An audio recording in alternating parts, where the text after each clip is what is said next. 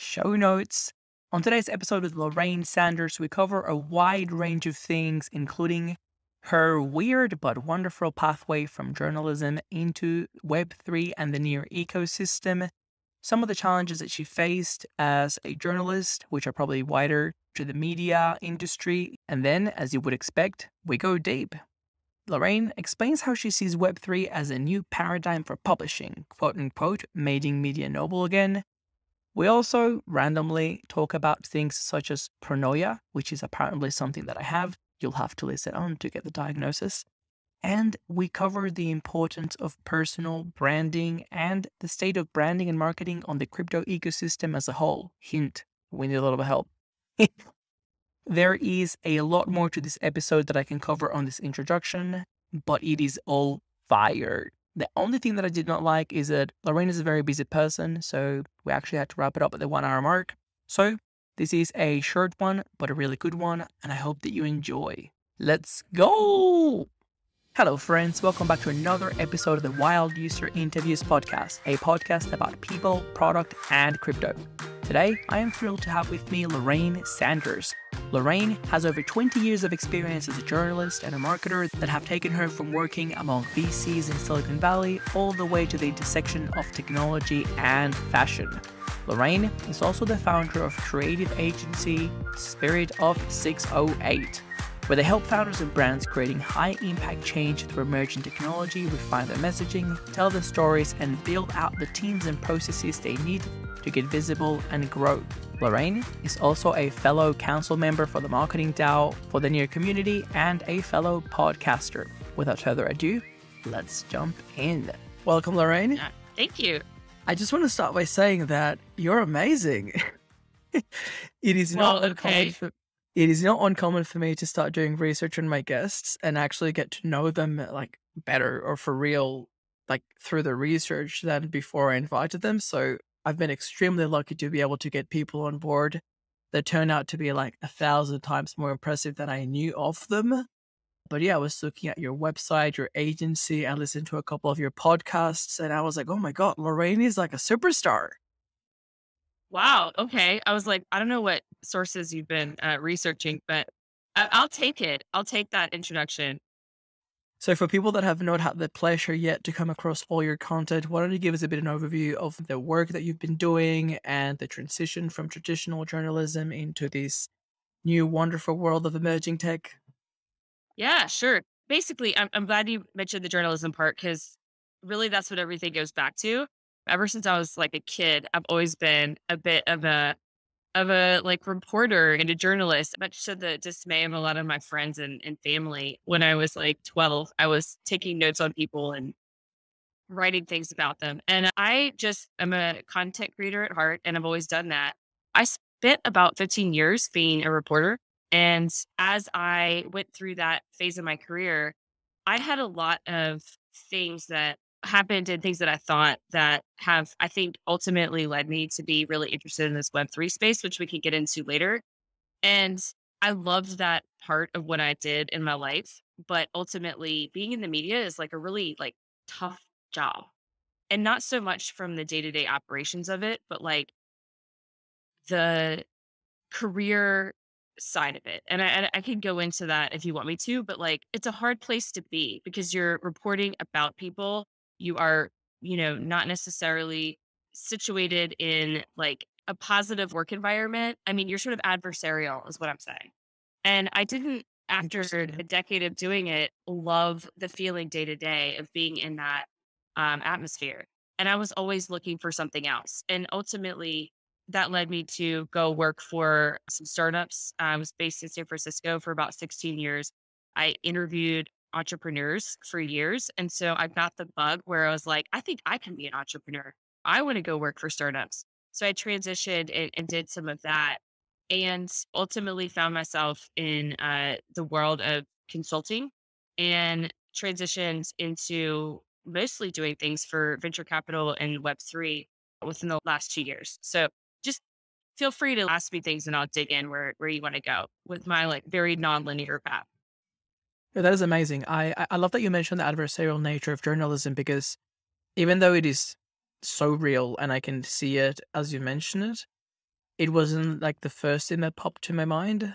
What came to my mind was more like job security, or just like the Mm. stress of like each piece of work is like new and it always has to be the same standard, but it's hard to compound. It's interesting. Okay, so one thing I've been thinking about a lot lately, I followed this company called First Base. It's founded by a guy named Chris Hurd. And one of my key clients is a venture capital firm, and they're investors of his. And so I pay a lot of attention to the media and his Twitter account and things that he puts out into the world in terms of thought leadership. And they're a remote work company. And their whole line of thinking is remote work is the future. And people should have their lives first and not be beholden to the companies that they work for.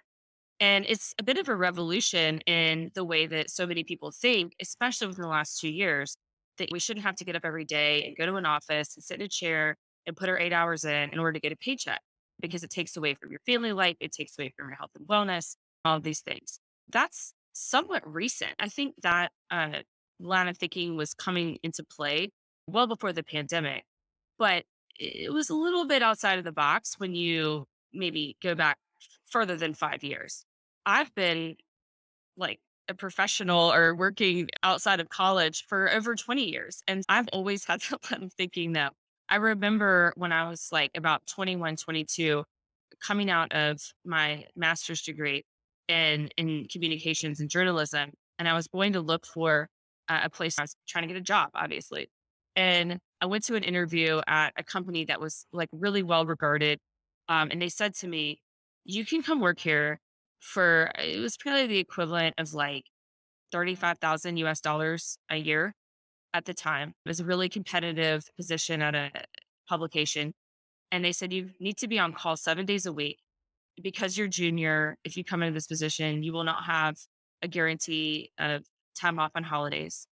And basically, they were like, we own you and we're going to pay you nothing.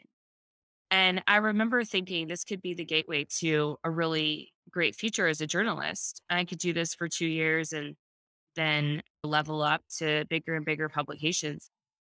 And I remember driving home from the interview and starting to cry. And I was like, I don't want to do this. I don't want to do this. And I can't believe this is my only option.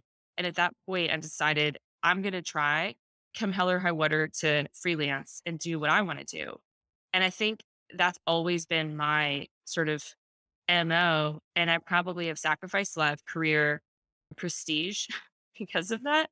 But I just couldn't do it any other way. I could not deal. And now I see that so many people, millennial, Gen Z, Gen Alpha, whatever generation we're in at this point, are starting to feel the same way. And it's been very comforting to me to see that's a vibe in Web3. I'm like, I feel like I found my people.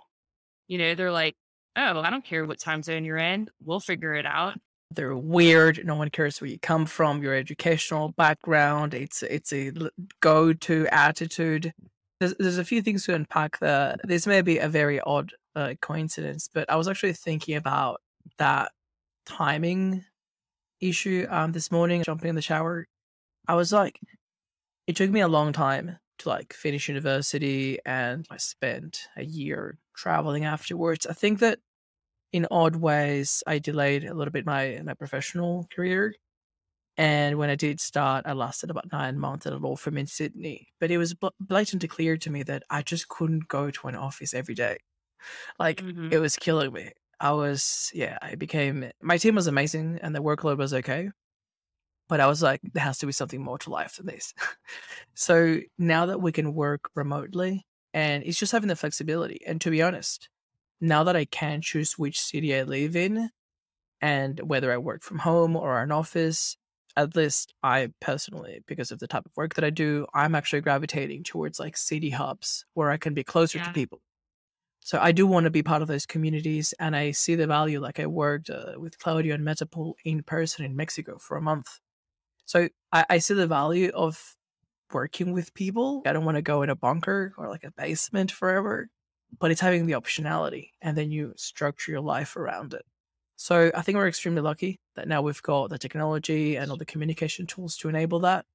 But the other thing that I find fascinating is that when I was a kid, I mean, like a teenager in high school, I also had like creative writing thing. So I would just write these. Okay, so my school, you could choose between humanities and science.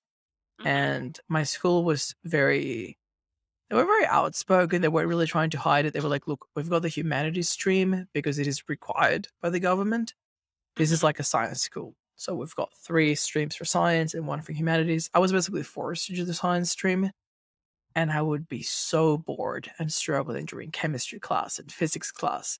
So, not to fall asleep and to pretend that I was doing some work, I just sit there and write streams of consciousness. And one day, my friend was like, dude, like, you're failing this class. You have no idea what's happening in chemistry or whatever it was. What have you been writing? So, anyway, they got it and they thought it was hilarious and it started going around. And one of my friends actually transcribed it. It's probably living somewhere on the internet out there still. So, I thought for a while that I really wanted to be a writer, but I was just struggling to find the structure around it. Like, how does this go from being a hobby and being something where you Mhm. pour out your creative juices to something that you can actually get paid for? And obviously, when you have a client, now the content is about them. So it's still your creative skills and your ability, but maybe it's not as joyful. It's not art for the sake of art, so to think. So yeah, I really Yeah. admire people that are able to do both. That's interesting. Like so many things in there. My first thought was just like, oh, you were destined to be a content creator. Like from that early stage. I think it's so interesting when people do things when they're like kids or teenagers and there's a thread of that plays out in their later adult and professional life, you know? I think there's so many times that we don't give we don't do justice to our like zone of genius. I don't know if you're familiar with the whole Gay Hendricks book series about your zone of genius and what you're like truly called to do. But I often find when I talk to people that and I've spent like a lot of years interviewing people, and I find that people often have this thread of what they're really the best at and really aligned with doing that shows up earlier on in their lives. And a lot of times we walk away from that. So anyway, I think it's interesting that you had that and now you're doing this. And I know you do a lot of other things, but you're pulling that Full piece circle. of it into your world. Yeah. Yeah, I agree, and I do wonder a lot about, yeah, just education in general and how much we enable people to explore those things, which is why I also like Web3 because I feel like it's so new that people get to experience Gosh. the entire stack. Yeah, yeah. Okay. So to like touch on one thing you just said earlier, you said you sort of always wanted to be a writer, but you wondered how do you actually monetize that? That was they're like, how do you make a life doing that? I spent a lot of time with a lot of people who are like what I would call true artists. And I would not call myself that. I would call myself more of A an hired guy. entrepreneur. Yeah. Well, I would call myself more of a hustler in that I've always had 5 jobs. I have always been very resourceful and seeing opportunity and saying, yeah, like I could solve that problem for you. And as a writer and somebody that takes on multiple clients, you have to show up and try to figure out what their issue is and try to solve the problem. And I do that in a content capacity. But I used to, when I was based out in San Francisco, work out of a co working space called the Writer's Grotto. And it was all like just very accomplished writers that many of whom had come up like a decade before me. And they were the true journalists, novelists, creatives that I would say lived and died by the artist's code. And I looked at how they worked, and many of them, to be honest, really didn't have a solid income stream. Many of them were teachers where they owned apartments and were landlords and like wrote amazing books that hit the New York Times bestseller list. And you had to have multiple ways of figuring out how to live and work as an artist historically over the last 4 decades, I think. And to segue into where we are now, with Web3, you and I see it every day. There's people that want to live the artist life. And through Web3, they can find funding and avenues toward living and working remotely anywhere in the globe. And of course, it doesn't work out for everybody like this, but at least there is this glimmer of opportunity that I think we see ahead of us for people. And I don't know, I'm very like drawn to that. And I find it to be like, sorry, I have a kid coming through here. Okay. It's a family-friendly podcast, no swearing I today. know that's the thing. If you're gonna have a mom of 4 kids on your show, it's bound to happen. So Yeah, no, it's all good. Kids are welcomed. It is interesting. That was one of the things that I've been a big fan of history. I did study history formally at university as well. And when I was doing some reading about writing and stuff, it was like this is the first generation of writers that are actually making money while they're alive. And when you Mm, look back at some of the classic writers and maybe some of the bigger names that people recognize, like for instance, Oscar Wilde, which I actually mm, quite like his yeah, work, he died poor. And yep. a lot of these writers died unknown, like their work rose to prominence afterwards. So I think there was already a shift towards writers being able to make money while they're alive, but you still have a very uneven distribution of money and profits. So I think that Web3, it's like the next iteration on that, Hmm. maybe. Yeah, I mean, God, it's so interesting because like with Web3 and the way that things are happening, especially with media right now, God, there's such a variety. There's so many people experimenting and trying things. But I think that what I've been really fascinated by is how, so when I came into the media, we were going through this phase of advertising online, taking over all of the profits, all of the, it was completely changing the business model of every publication. But now you see it's really common. I was complaining about it the other day. If you want to go and do a survey of a certain news story online and try to understand, in quotes, like what's really going on with a certain issue in the world today, 75% of the publications that you land on, unless you're a subscriber, you're going to get blocked out by a paywall, right? So we're all having this narrowing of our access to information. 20 years ago, we were in the opposite phase where it was this opening of access to information. And it's disturbing to me that we're going in a different direction in terms of people's access to information, but it's completely tied to the business model that exists behind media. So with Web3, I really see an opportunity to have readers and writers and everyone that's a stakeholder in a certain media outlet have a different relationship with the publication and maybe more of an ownership relationship. Because if you think about tokenomics and DAOs and all the stuff that you and I think about on a daily basis, those of us who are readers or subscribers, or even say you're an influencer and you share a publication's content, we could all, in theory, have an ownership stake that could help create the financial foundation of a media outlet. And you wouldn't have to have it be advertising based or subscription based with a paywall the way that it is currently. And I think that could really lead to, this isn't going to happen for another decade or two, but like much better journalism, much better access to information. And I think that's needed in order for society to function. Honestly, there's a reason they call the media in the United States the fourth estate, along with the other three branches of the government, because it does serve a purpose to keep the powers that be accountable. And that really hasn't been something that I think has been regarded well in the past like decade because of our politics and like everything that's happened to make media look like a crying shame. But I think that Web3 has the potential to bring the forces of media and content creation back to a more noble place. And that's something I would like to see happen. And I would like to see creators and journalists and YouTubers and people that are producing all this content that informs, educates, and entertains, compensated fairly and have skin in the game and be able to build like a financial foundation from it that hasn't been possible, at least in my, adult life.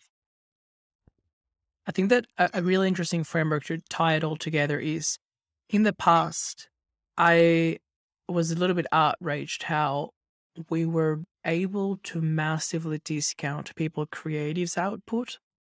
So you would pay writers very little, but then you would have this media and creative brands that would be worth a lot of money.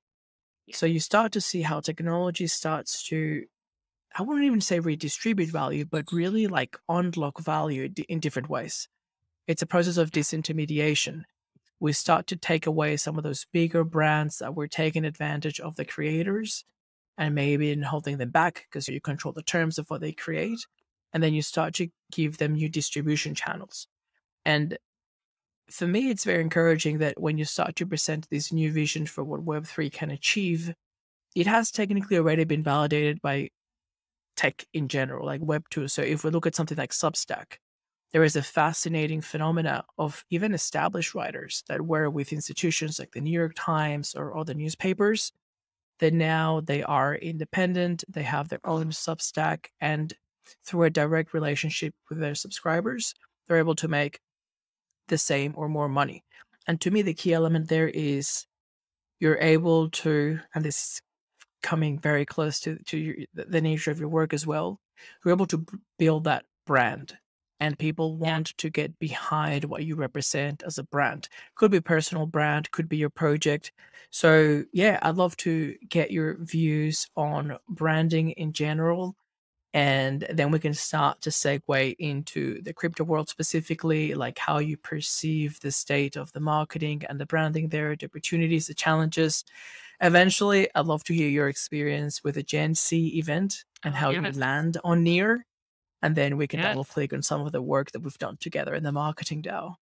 Absolutely. Yeah. Okay. I personally think my entire entry into the Nearverse is kind of hilarious because when I look back, I can't really believe that it happened as it did. It was so random, but It was meant to be. The it was universe super is strange. conspiring to help you. Actually, have you ever heard of the concept of it's pronoia? I did a paper when I was in college on this, but instead of paranoia, it's like believing that the universe is conspiring to help you. And I've got that. yeah, yeah, it's an amazing thing. My brain, so I'm a natural cynic, and like I've had to spend years trying to retrain my neural pathways to believe in the universe is conspiring to help me versus the opposite. And I think I'm like getting there. But if you have that naturally, that's amazing. I Uh, mean, to be okay, fair, I don't think anyone gets it naturally. I also had to train myself because obviously when I'm at Great to Australia by myself, and even now, like we were talking, like it's a waiting period till the citizenship. When you identify, look, you have to go through stages of eating shit, but at the end of the tunnel, it's going to be okay. So I think that you start to retrain your brain to enjoy the entire journey and be like, look, everything that happens you can learn from. And as long as you're still on track, the universe is trying to help you. So well, anyway, sorry. I love that you think that. That's something I didn't come to thinking in a more positive way until I started to interview people on a regular basis. And I would ask these entrepreneurs. So, just for anybody listening, backstory is I've been a journalist for many years and had a podcast for about 7. And I'm a little bit on hiatus from the show at this moment in time. But I've interviewed like thousands of people and primarily entrepreneurs. And I would frequently ask them, like, how do you keep going and how do you do what you do? And what allows you to do this difficult thing that's entrepreneurship day after day and pick yourself up. And I would tell you 9 times out of 10, the people that succeed have a mindset that is resilient and like defaults towards positivity. And at first I thought that a lot of these people was talking to were feeding me kind of a line of BS, like whatever, positive mindset, who cares? And over time, it kept coming up again and again, and I was like, "Maybe there's something to this." And then I started to go down this rabbit hole of like, personal development stuff and like things that would have made me roll my eyes and gag before. And now I'm like, "Oh my gosh, there really is something to that." And I constantly feed my brain with like things that try to develop more like optimistic mindset, and it really does change your life. I love that what you're saying is that you have that ingrained in you already, and I wish that I had when I was 2 decades ago. But anyway, you get where you get at the right time, I suppose. It's a work in progress. And if anyone's listening to this, yeah, hopefully we can pass it on to them. I think it's hilarious because when I visited my sister recently in Costa Rica, she is more like I was like a few years ago, a bit more Mhm. emotional, passionate, and I guess siblings fight a lot. And I was like, you really need to start meditating. You need to start reading about the Stoics. And she's, I'm gonna shove a Stoic book up your. Anyway, Right. Right. it was interesting to see the contrast. And yeah, would strongly encourage people to go down the mindfulness path. But we're about to jump on the state of the branding and marketing in the crypto world. Yeah, I completely like blew past that question. Okay. Branding, it's interesting.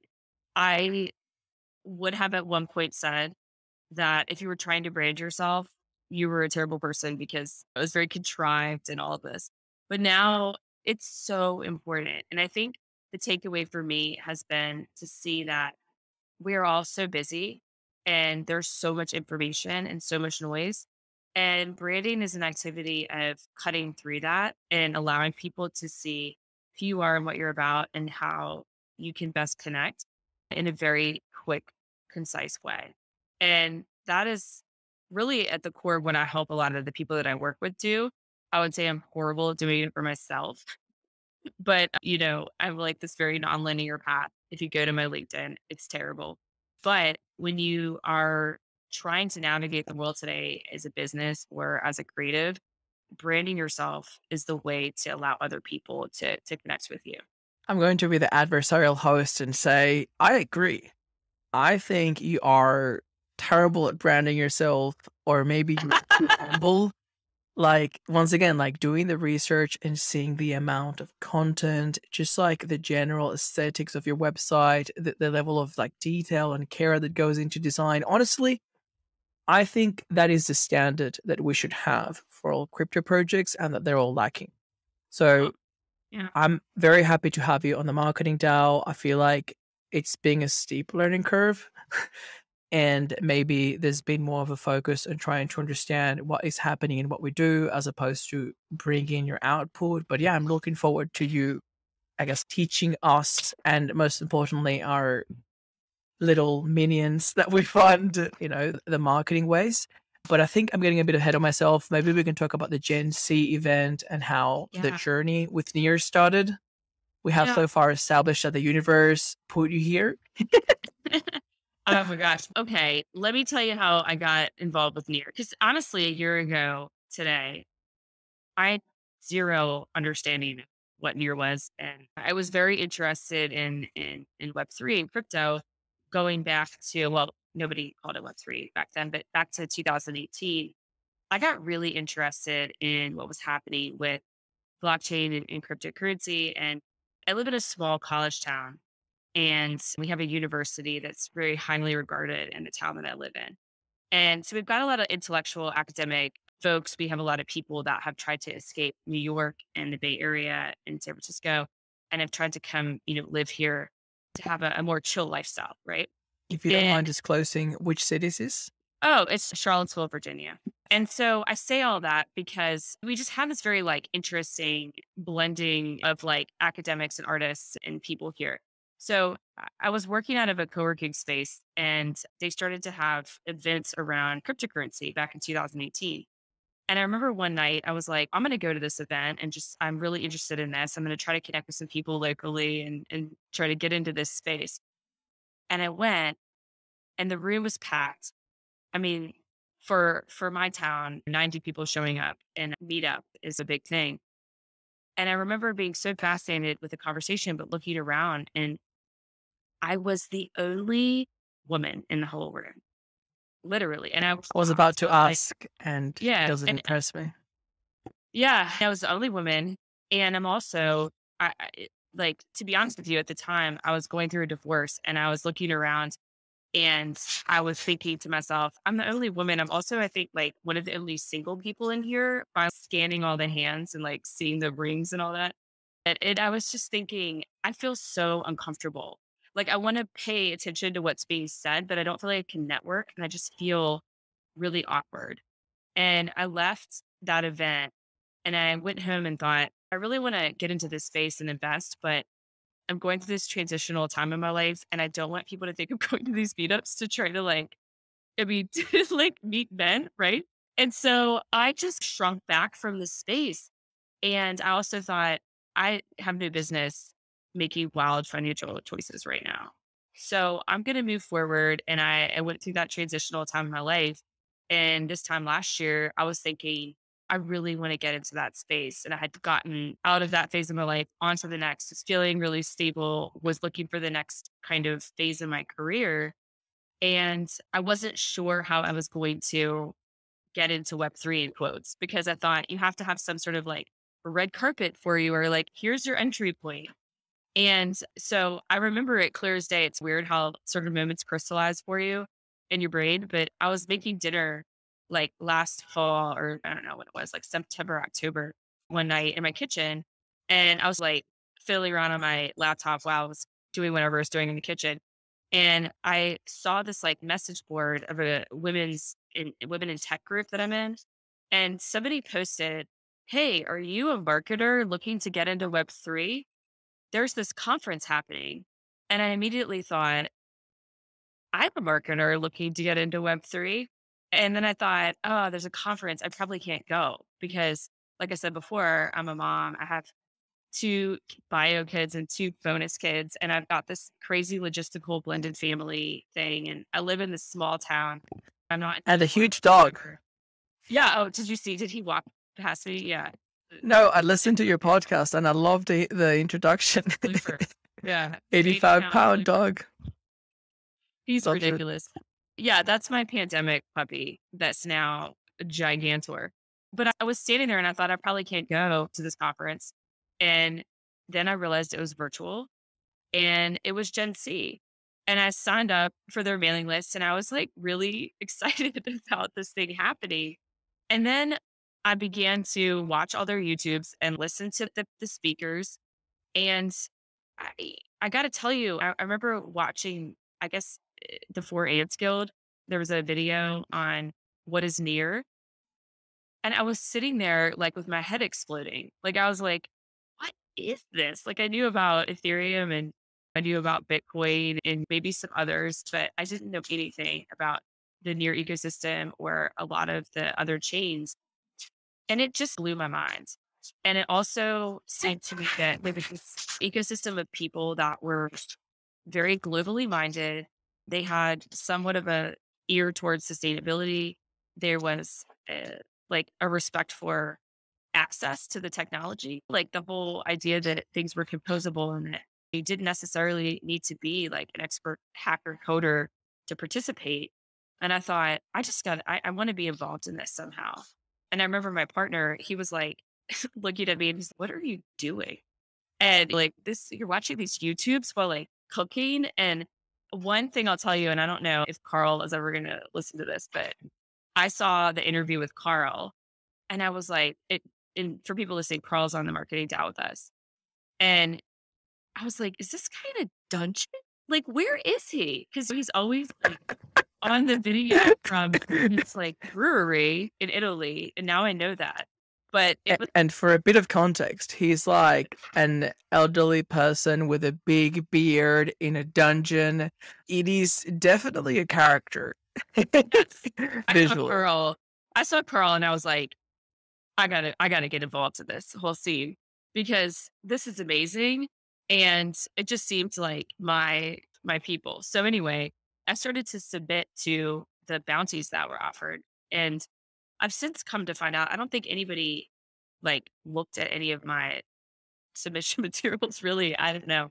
But I ended up getting an opportunity to come and talk to you guys with the marketing DAO and also the folks at Alpha Growth. And it's just been great. So, I guess for a bit of context, if people aren't familiar, I'll add the link to the JNC competition or some materials that I find if people want to look into it. But would you give us an overview of what the conference was or what the event was? Yeah, sorry. So Gen C was a conference that was backed by NEAR and other people in Web3 to try to bring in more marketers and like creators and writers to help people in the Web3 space communicate with people on the other side, so to speak. I think there's a huge lack of marketing. I don't know if it's a lack of marketing talent, but I know there's certainly a lot of very talented marketers in Web3, but I guess the need for communications is vast because you can't advertise and it's a different game in terms of growth and promotion in Web3 than it is in Web2. And so they were trying to bring a bunch of professionals into the space, from what I understand about the mission behind that conference. And they produced this great series of speakers over the course of a month. And as part of it, every speaker offered a bounty to people in the audience so that you could really, it was like a RFP, like request for proposal as a attendee of the conference, which was all done like asynchronously. You could probably still find all the content on YouTube if you wanted to. You could submit to get a bounty for different gigs. And they ranged from like $50,000 contracts to rebrand a Web3 project to 5,000 to be an advisor on the marketing DAO for a couple months to creating content for various different projects and companies. And I decided to try to jump in there. And I just remember my friend, like my partner, and then I have a business mentor. They're like, you're like submitting RFPs to some random people like in different countries that you saw in a YouTube video. And I In was a like, dungeon. right. And I was like, yeah, I'm going to do that and we'll see what happens. And then lo and behold, fast forward to now, I would say 50%, if not more, of my work is in the Web3 space. And then also venture capital, which like very nicely like dovetails with the Web3 world. Well, That is amazing. By the way, so from our end, with the marketing DAO, and we're told, hey, there's this marketing conference. I really like and admire that NEAR has a lot of initiatives that are geared towards mass adoption. And they identify that mass adoption of users can only happen if we have mass adoption of the entire stack of talent that leads to creating better products and services. So we've got developers, we've got educators, content creators, marketers, you name it. So anyway, we're trying to understand how the marketing DAO fits into the picture because we're not a project as such. So I know that projects put up their requests for work, and we had smart marketers pitch to them how to achieve those goals. We're like, well, there was generous bounties offered to us. So we said, let's try to figure out a way to recruit from within this marketing talent pool. And the original proposal was so ridiculous. It was like, pay people a lot of money till I don't even remember what the first one was. I think it was like, we'll pay them so that we can teach them about the marketing DAO. And I was like, I think we should be learning from them. That's why we're bringing in experts in the industry. So anyway, long story short, I think that the compromise was the money was representative of the advisor period. So there could mhm. be like a better understanding of how we get value from them and obviously bring in the expertise. And it was a wonderful experience. Like I didn't really have any expectations, but which is probably a good place to start. Both Taylor and yourself have vastly exceeded them. However, I'm going to go back to my very odd praise at the beginning of the episode. I'm really impressed at how you approach all of the applicants and how you're able to pick up new concepts and like your curiosity. I wasn't aware much of all the experience and the previous work that you've done, which is why I was asking about like the state of branding in Web3. And I'd be interested to see how you see the next few weeks or months in terms of trying to elevate that. Yeah, I think we have years of elevation that needs to happen. I guess what I would say is that there's so many different ways to get at what you're talking about. I think I come to this with professional background with content creation and branding, consulting, and all of that. But I also come to this as a user and a person that wanted to get into this space, like actively for several years, was hoping to find a way in. And when I did get this entry point, that was really great. Even then, it was very hard for me to understand what was going on with a lot of projects and a lot of people. And, even now that I have what I would say is, really a lot more information, especially like insider information in a way than the average person. It's so hard sometimes to get your head around what different projects are up to, the communications are. And I got to tell you, I have not figured out why this is the case yet. But you go to the average Web3 project's website, and you're just like, what's happening here? What is this about? And then you try to find It's information. definitely a rug pull. I don't understand. I've been to like, I'll read people's, and I don't know what you would call it. I'm like an information sponge. Like I love, it's like a way I procrastinate. I'll go read like people's like white papers in their Medium blog and try to understand like all this granular information and walk away from it. Probably in reality, they were like, we just have to post something. And I'm like looking for like the real explanation in it. And people are just not, the communications that exist need to be up leveled.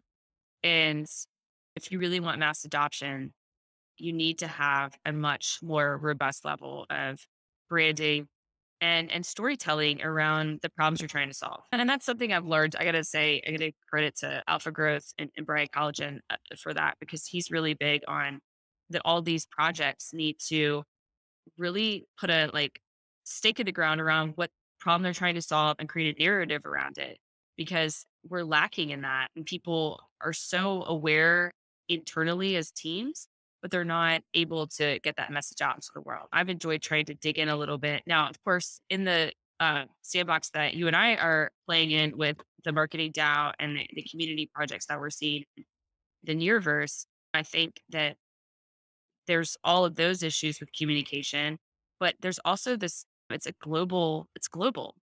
And there's a lot of language, not barriers, but like nuances. And we're all trying to communicate with each other. Just look at the DAO. It's like you're in Australia and you're originally Venezuelan, right? And Yep. we've got Carl in Italy, but he's Scottish, I think, or British. And then we've got Elliot, who's Russian, but I believe he lives in the US. I'm not entirely sure. And it's just, He's also in a dungeon most of the time. oh yeah, he's in the dungeon too. And then we've got Taylor, who's American, but's living in Denmark. And it's so you're just dealing with this whole global mixing bowl of people and perspectives. And it's just a lot to sort out when you think about branding. It's really complex. Yeah, that's a lot. Yeah. The reason why I ask, and I hate to put you on the spot, but I just see so much potential here. I know that most of the work that you do through the creative agency SO608, Yeah. is it The spirit of 608 was super it's cryptic? I my love it. yeah. Yeah, so my understanding is that most of the work through that agency is with fashion industry, and is that correct? Yeah, I can give you a quick backstory to that. I was reporting for the most part after I built my journalism career at the intersection of fashion and technology. I was based out in San Francisco, startup like capital of the world. We had a ton of different fashion based startups that came out of that region from, I don't know, like 2009 to 2015. And they're all like in the US, at least household names now, like The Real and ThreadUp and Third Love and all of these places that were trying to innovate and make the process of buying, producing, and selling clothes more efficient and more environmentally responsible. And I got very interested in all of that. And as I transitioned out of reporting full time for other publications, I started my own company that worked with people in that space. I had a podcast that only brought on female entrepreneurs in the fashion tech space for years. And so I spent a lot of time with people in that arena. And now a lot of times people will be like, what is the transition to like Web3, VC, all this? And how does that even connect?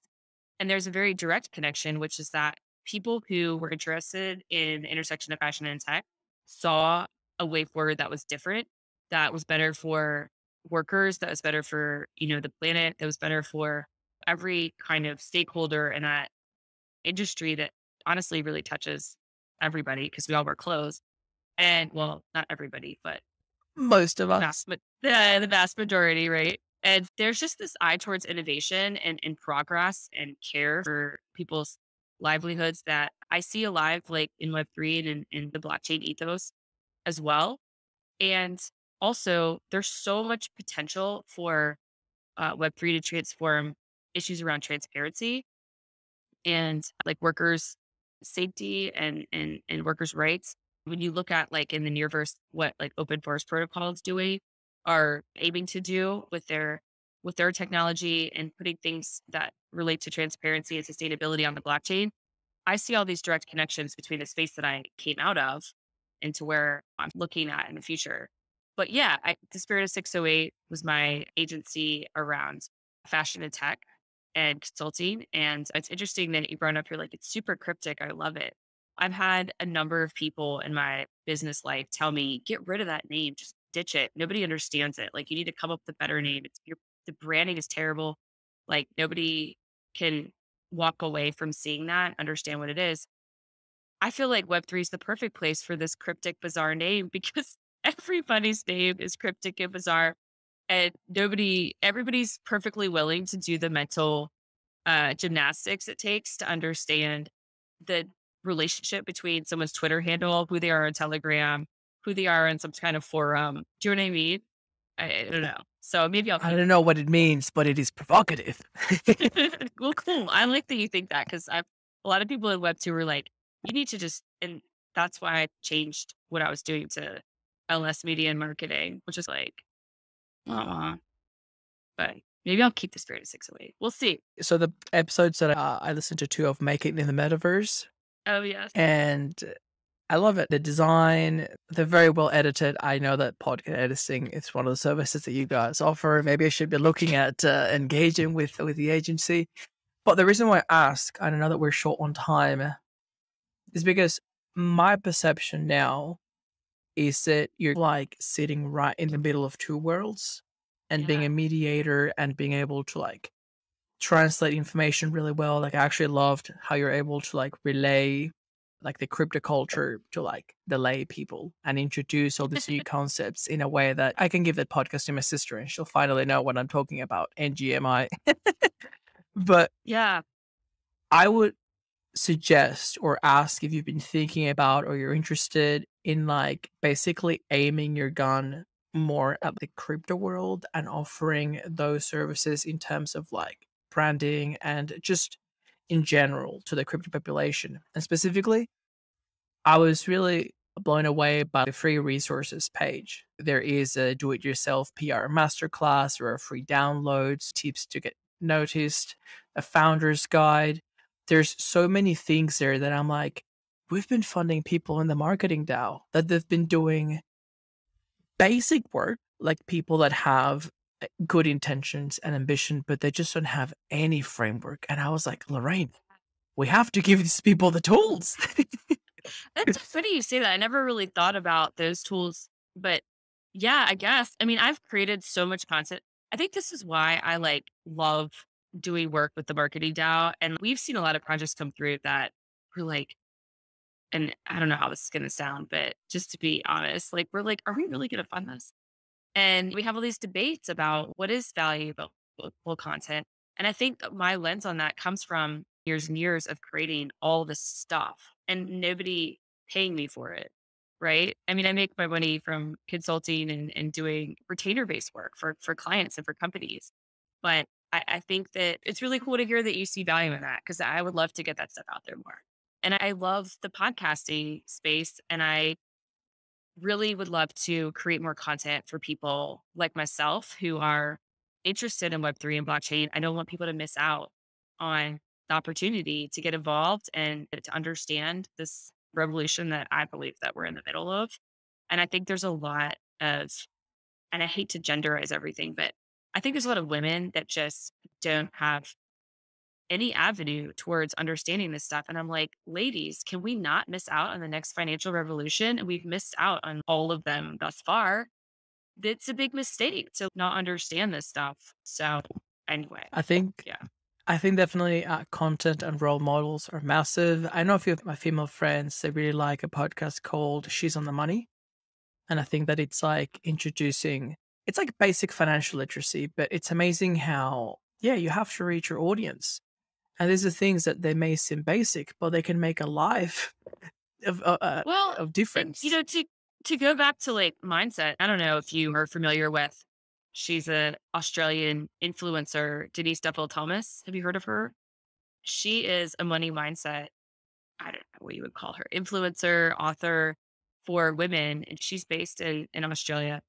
I mean, her content, writing, and books changed my life when it comes to thinking about finances. And there's so many people that block themselves from having access to wealth and abundance because of fear and thinking that if you want to make money, you've got to like essentially bleed into your job.